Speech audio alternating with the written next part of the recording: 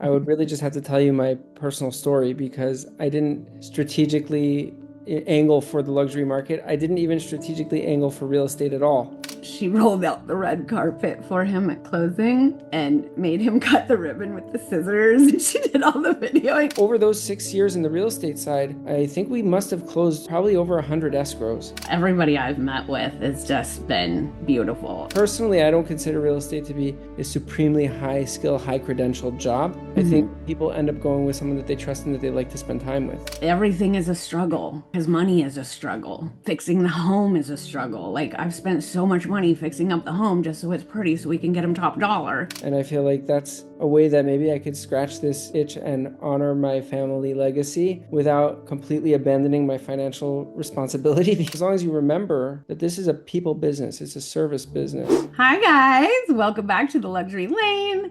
I have Meir here, and he is my special guest. He is in LA and he is a luxury realtor. So I thought I would bring him to the call to talk to him about how he tapped into luxury and, hear a little bit about his story.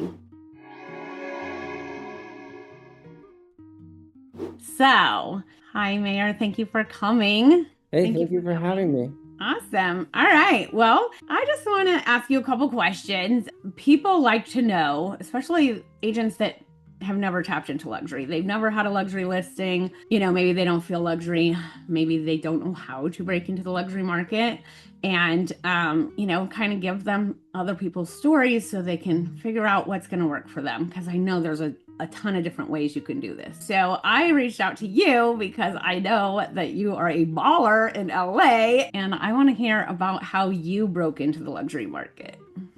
Well, to answer that question, I would really just have to tell you my personal story because I didn't strategically angle for the luxury market. I didn't even strategically angle for real estate at all. I was in dental school and I had just in the last 6 months of life graduated from undergraduate, gotten engaged, gotten married, moved, started dental school, and found that I was having a kid. And yes, it was a lot.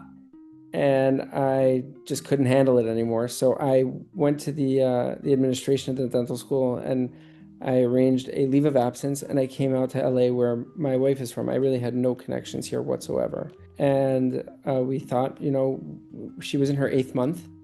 We thought we'll deliver here and then I'll go back to dental school in a year when things are just a little more settled. And we moved into her parents' apartment and I had a first cousin once removed who lived here in LA and he found out that I was here. I knew of him, but I wasn't close with him. And he basically decided that it wasn't a good situation. I mean, anybody who knew me at that time knew it wasn't a good situation. I was falling to pieces, but he decided that he could, provide the glue and put it back together. And I told the story on a different podcast, and I'll be happy to share as many details as you want, but he was extremely invested and instrumental in helping me join his company on the mortgage side. And actually, he asked me, he said, Meir, how would you like to work for me? And I said, I wouldn't. And he said, he twisted my arm. He brought me into the office. He told me it's okay if I didn't work. Just answer the phone and he'll pay me, give me a place to live. And after 4 years of doing, for the first 3 months, I probably didn't get much done at all other than sulking. But after those 3 months, I started to pick up the mortgage business a little bit and I started to originate business. And I give a lot of credit to the people in the community because, there were people that were much more established than I was, or even people that they knew better than they knew me because I was pretty new to the town. And I just wanted to give a young guy a shot. So there were a lot of people like that, some more than others. But I ended up doing the mortgage business for 4 years and I ended up originating business and learning that business. And a different cousin of mine was in my role. My first cousin once removed, I call him my uncle, but I had a second cousin whose uncle he really was. And he was his real estate partner. They were building the real estate division of the company together. And he ended up leaving. And I really wanted that opportunity because I felt that at a certain point, I was going to reach a ceiling in the lending business, both because it was much more technical and less social. And I was capable of it to some degree, but it wasn't something that I felt great about. And also because all the banks pretty much compete with each other and offer a lot of the same or similar products. I watched my second cousin in the real estate division. He was always out and about, spending time with people. There was less red tape, and whatever he could offer his clientele was unique. Whatever house it was, or whichever buyer he had, it was one of a kind completely. And so I was tired of getting undercut by the big banks as a guy in a brokerage. So I made the switch. I worked for my uncle, and I learned everything, just about everything that I know today in those 6 extra years. So 10 years total with my uncle. Then I left. I joined another team for about a year, and now I'm out on my own for about 5 years. But to answer your question, I know that was like a very long That's winded way okay. I of love getting it. there. And believe me, I could tell that story with a lot of drama because I really, really hit the bottom of the barrel at that point. And the things that my uncle did were just absolutely superhuman, things that I don't think anybody else would have done for me. But he implanted in me my belief in myself once again. And so really I was just kind of following the path he had already forged. He had started mortgages were a second career for him, but Hmm. and that's its own fascinating story. But he had started in the mortgages and then he had gone to real estate brokerage and then he had moved from there into development. And so he would kind of create one business, find someone he trusted, plug them in, not completely depart, but, oversee and then move to the next one. And so I was really just, following in his wake, riding the waves that he set out before me. I love that. I love that. And was he a luxury realtor?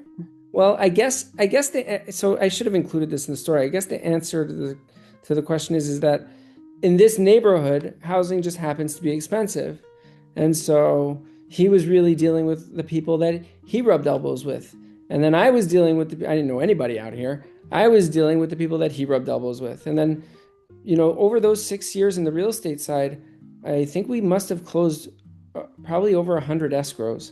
And not only did I get those experiences under my belt, because every deal is a little different, you learn something new every time. Every Um, time. yeah, I'm but I still also, learning.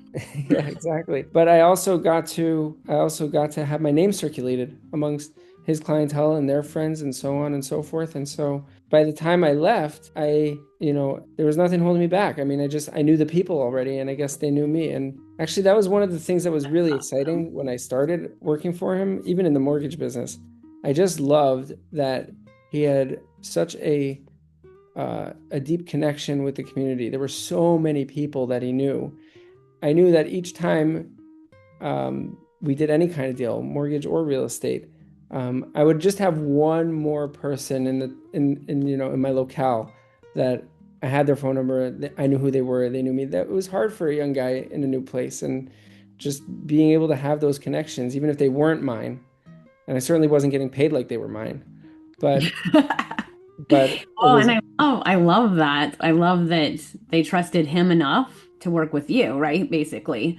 I'm feeling that right now when I give my past clients to my team.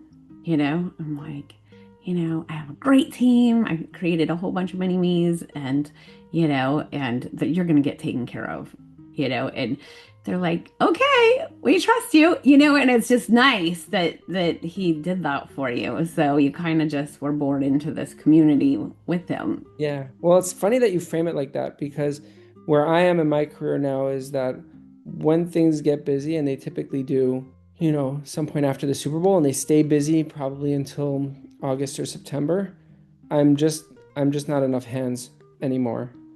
And part of what I've struggled with is this dilemma, like, my brand is me. People there Personally, I don't consider real estate to be a supremely high skill, high credentialed job. I think Hmm. people end up going with someone that they trust and that they like to spend time with. And I kind of have been asking myself, if I outsource some of the labor here, am I really outsourcing the thing that they've come to me for in the first place? And did they come to me for me? But when you frame it this way and you say, listen, they trusted your uncle enough to To to work trust with his you. pick, yeah, Yeah. to trust his pick. Maybe that's my wife. She's on my Hey, team, wife. not my real estate team, but The um, home um, team. The home team. yeah, the home team. But maybe I should look at it differently. Maybe what you're saying is, Yeah, it was hard. It's really hard because when I actually got out of production January 1st this year. Wow. Started giving all my business to my team. And yeah, it was just like the scariest thing ever. I built my business for 20 years, and it was just like, oh, people are going to be so mad at me. They're only going to want me. These are stories that we have in our head. When you tell them, I created a bunch of mini-me's, they know how to market like me. They use my people. I've trained them to do exactly what I would do, and they're going to take care of you. I have an amazing agent in your area. And they're just like, okay, Wendy. Wow. They're just fine with it. And I'm like, wait, you're not even going to shed a tear or argue or anything. It's Kind more, of insulting. I know. I was like, I thought this was gonna be hard. I thought people were gonna miss me, but I always tell them, hey, I'm in the back end. If you ever need me, you ever have any questions, but everybody's getting taken care of. So it is. And the first thing is getting an assistant or a VA. And that took me 10 years to do because I just didn't trust anybody. Because they're going to need to pay bills and be in my bank account and do all this, and Well, it's more than that, I who do think you trust? I don't know if you share this experience, but when I go into a listing appointment and if I'm going to assume that there's some competition, that there's somebody else being interviewed, Always. then, what's the difference between me and that person? Well, essentially that I'm me and they're them. And so whatever victory and success I've had, it's hard to attribute it to anything else, mainly, character, obviously skill, but how do people, is that transferable? And I guess I think It it's is. natural to think that it isn't, but I think what you're explaining is that no, it is. If you have a level of trust with your people and you Mhm. tell them, you endorse a certain person that obviously you'll still participate, you'll oversee it, but they'll take that to heart. I think for me, that's a realization, something that I need to come to terms with, and I'm glad you brought it up. Right. No, I absolutely love that part of this year because I gave one of my investors, he's bought like 4 or 5 homes through me, and I gave him to one of my team members. And she rolled out the red carpet for him at closing and made him cut the ribbon with the scissors. And she did all the videoing.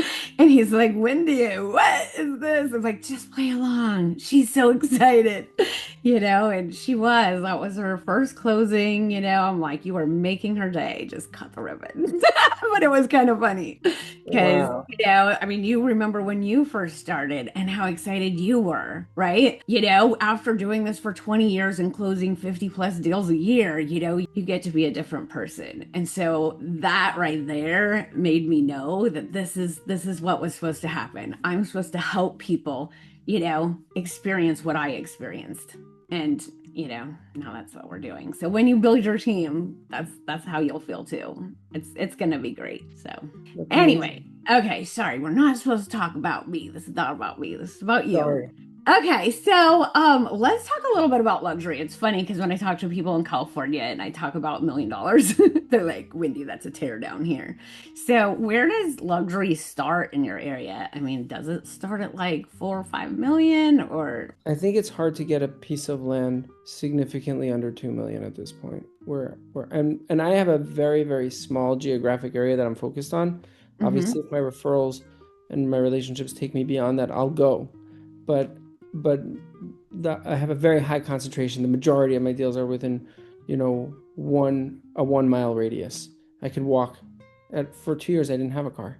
It became a That's problem. really niching down right Yeah, there. I mean, Like, this is where I work.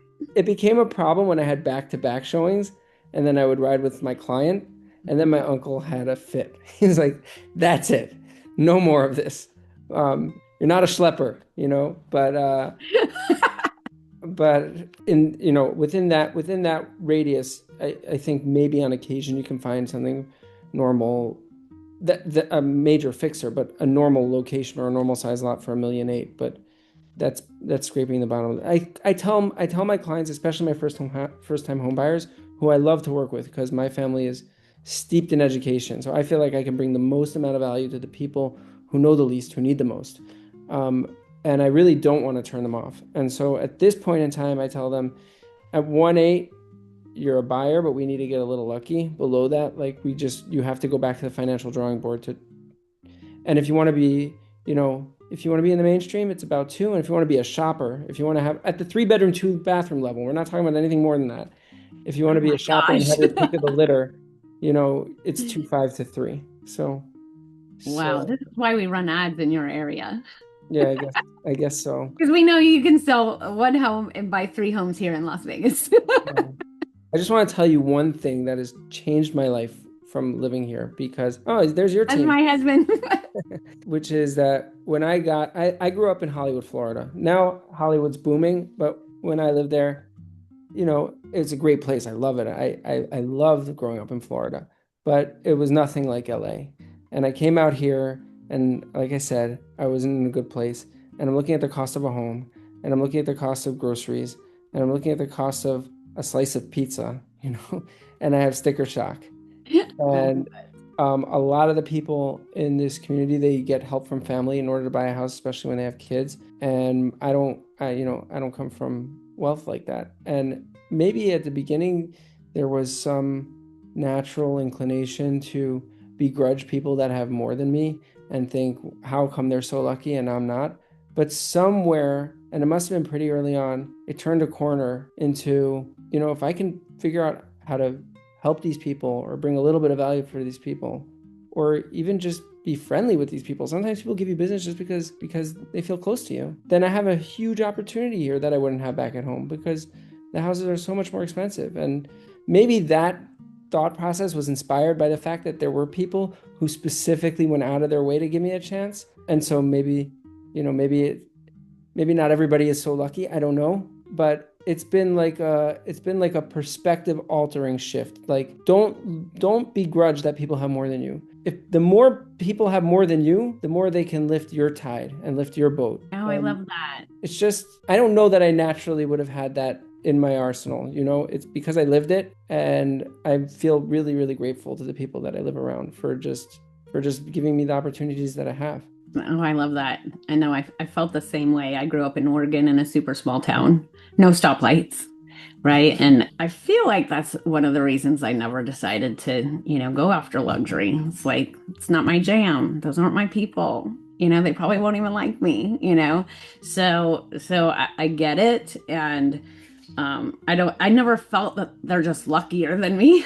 So I've never looked at it that way. I just thought that, they're gonna look down on me and complete opposite. Everybody I've met with has just been beautiful. And when you're working with first time home buyers like we do, right?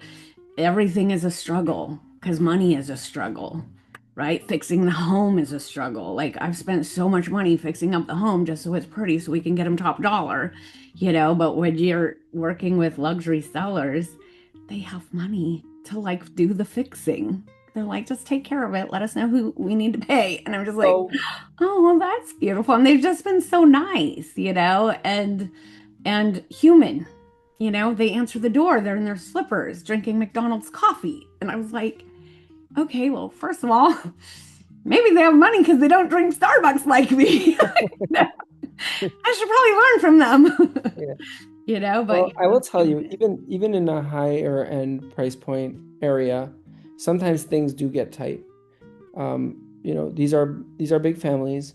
They're religious families. We're all paying private school tuition. I don't even want to tell you what that cost me for my 4 kids. Um, and sometimes people have owned their houses for a long time, and they weren't so expensive when they first bought them, and 20 years later, so things do get tight. Um, but I've surrounded myself with a lot of really good people who hopefully give as competitive pricing as possible or are as flexible about as possible about when they get paid. Or I've had parties lend other parties money to get them over the hump to where they need to be. And so, yes, oftentimes I have people that are just, what? By the way, sometimes the people who have the most and they have the most ability to beautify the property or to do whatever preparation needs to be done, sometimes they can be the most inflexible. It's not always a function of ability. Sometimes it's a function of will. So, but in either case, it's yes, it's nice that there are a number of clients who are willing and able to do it, and And when we run into a situation where somebody can't, hopefully on occasion we're able to make it work, All right. I know you probably, don't brag about your highest price sale, but what's your highest price sale? So it depends if you want to go by the actual price of the house, and in which case the answer would probably be it was about 5 million. Here in LA, they had recently passed a provision that anything over 5 million was the entire sale price was subject to an additional 4% tax, which is 200,000. And the higher you go, Right. don't get me started on the politics, okay? I'm not going there, okay? But the higher you go, obviously that increases. So at that time, this house was probably worth a little bit more than 5. So what we did is we stuck the price tag at 5, and we had the buyer was like a big investor from the Bay Area, from Silicon Valley, and so he just paid my commission separately, which was fine. It wasn't part of the purchase price. So that's how we got around that. But if you want to talk about like what's the most amount of volume I've ever done in one deal, I represented someone who bought both sides of a $4.9 million. I mean, I represented both parties in a $4.9 million deal. So just a hair That's a under nice 10. paycheck. Yeah. Well, actually, if you want to know, if you need to know, I ended up just taking half because things were very complicated. And I just felt that, it would be great if I had made a full 4 or 5% on that deal. But the buyer was extremely loyal to me, extremely. The seller Hmm. was off market. I didn't really have a relationship, and they were talking to everybody. And I could see that the buyer was really, really squirming in every way possible to make this happen. To try to make it work. Oh, good. Well, So that's it was awesome. still a nice paycheck. I have no complaints. I have Oh, no, right. but Nobody's going to complain about a $5 million sale. yeah, the most that I ever made was approximately 4% on both sides of a $3.75 million deal. So whatever the math is, I gave back 15K, but whatever the math is there. So Nice. All don't right. include I this love in edit this out, because if my people listen, I'm just kidding. that. The bleep, bleep, bleep. Yeah, I'm afraid these guys might know who Awesome. they are. That's all. Like if cancel. So you've had a very long journey. So what's next for you? So since my family really is steeped in education, it's funny when I dropped out of dental school. First of all, I never should have been in dental school in the first place. I was a strong student. I wanted to ride my academics to a career that would pay the bills. I came from a very negative place, and I said, I want to work in an industry where even if I'm mediocre, I'll still be able to make a living. And now I don't know if it's true or not. I'm sure plenty of dentists will tell you it's not even true, but I don't know. I've never seen my own teeth. So I feel like if you're mediocre, you still get away with it in that business. I don't know. But it was terrible that even though I was a strong student, the sciences and were not my strength. I think it's kind of like the way I preferred real estate to finance. I sort of like things that are a little more free flowing, less restrictive. So I liked writing more. I liked if it was an art, not a science, that but I didn't care. I was like, I'm gonna do this. Really, when I dropped out, I started teaching for a while. It wasn't a long enough period that I could really find a steady income. But I did substitute teaching because I had background in it. My father was a principal, and my mother was a teacher, and sometimes when they needed an extra pair of hands, I'd step up. So it's something that they've been passionate about, and it goes all the way up both family trees. Like you There's know, someone behind you. yeah, there's a lot of really intelligent people in my family who I'm sure if they had set their heart to making as much as they could, they would have been able to support themselves even better than they did. But something about being able to give over ideas to people and let them take that and run, I think spoke to a lot of people in my family tree. So in this business, I've had the opportunity to work with different agents, and some of them have said, we'd love to join up with you. And I feel like that's a way that maybe I could scratch this itch and honor my family legacy without completely abandoning my financial responsibility because I got to stay in this industry. I have to devote most of my attention to it. So that might be a nice hybrid model where I could, because Right, because then you're still teaching. yeah, yeah, and but I can keep my eyes, on the ball. Awesome. I love that. All right. So, one piece of advice you would give realtors that would love to break into luxury and, What would they need to work on I'm first? so glad that you asked this question because after I finished telling you the whole story about how I just ended up here and these were the people that I was with and how it shaped my perspective on, not begrudging people because of where they come from and what they have and what you don't. I think that that can be distilled into really practical advice, which is the people that you spend the most amount of time with, the people that you build the strongest connections with, those are the people that are going to be the pillars of whatever you do. And, you could take it in a million directions. I think there are a lot of people who see the long game and they feel like it's a very long road. But as long as you remember that this is a people business, it's a service business, you really got to take care of them. The example with the deal where it was 4-9 or whatever it was on both sides and I took half, it happens to be, it's probably a bad example because it was enough of a paycheck for sure. But the idea was that he showed me loyalty that he didn't have to. There were a million agents who would have loved to work with that guy. And just really being in the trenches with these people, trying your best to take care of them. People know if you're scrupulous, people know if you're committed, people know if you're invested. And I don't really ask them to refer me. I think they just do. And I should tell you, I think most of the time when I go in for a listing appointment and I mentioned to you, you assume that there's competition and you said always, that was your Always. response. I think the majority of the listing appointments I go into, and they're not interviewing anybody else. I'm not the biggest player in town. There's probably a handful of 4 or 5 people in this 1 square mile that I've described that are, they're all great at what they do and they all bring something a little bit different to the table. And occasionally, we compete, but a lot of the time, if someone tells you this is a person who really cares, who's going to always keep your best interest at heart, you're never going to have to question that. For some people, that's just enough. Yeah. Oh, I love that. I know. And I feel like, I treated everybody like luxury.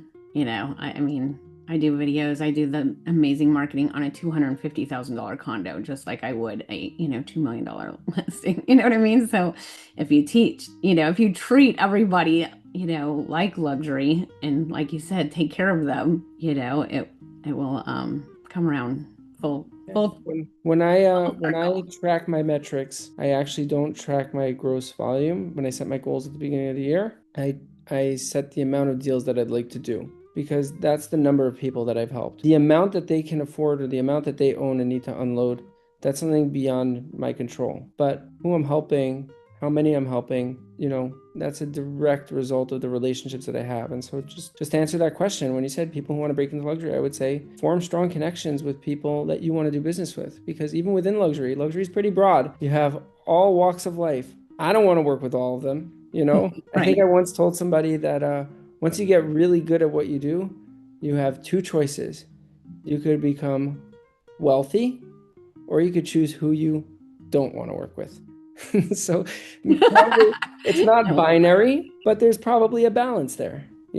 Yeah, no, for sure. I did realize that when I first started. Didn't we work with everybody we possibly could because we needed it, right? And then things do change. So I love that. And I love your story. Thank you so much for hopping on here with me. And, inspiring more agents just to, go after it and don't be scared. This is the 5th podcast that I've been on, and you and one other were just head and shoulders as interviewers over the other 3, I guess. So if you ever want to have me back, I'm not shamelessly plugging, but I'll show up, okay? Perfect. I love it. I love it. And thank you so much. Thank you. All right. Well, have a happy holiday season and good luck with your goals that you set for 2026. Okay, keep in touch. You too.